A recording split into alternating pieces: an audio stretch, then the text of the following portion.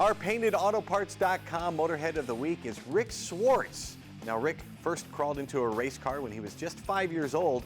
Unfortunately, it wasn't his car. It actually belonged to Tom the Mongoose McEwen, the famous drag racer. And oh, by the way, Mongoose was sitting in it in the staging lanes when Rick got in there. We know Mongoose probably wasn't too pleased, and neither were Rick's parents, but Rick was hooked on motorsports. After working for several race teams as a kid, he eventually went to racing school with dreams of racing in the Indy 500. And after 3 days, he was faster than everyone in a class that included an actual IndyCar driver, too. Rick was fast, and I mean really fast, in lots of cars, including Formula Ford, Formula Mazda, and the Mazda Pro Series, even in Trans Am.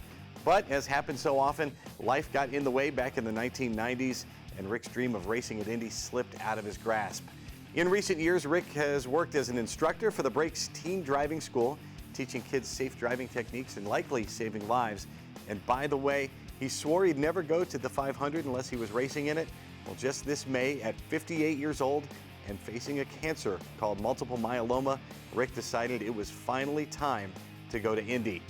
And he did get to do some hot laps, if only as a ride-along in a two-seater. Thanks, Rick Swarts, for being the PaintedAutoParts.com Motorhead of the Week. We wish you good health and good luck.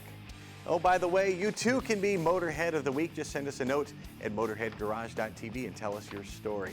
Thanks for being with us here at Motorhead Garage, presented by dragandfiretools.com. Until next week, we will see you. Drive safely.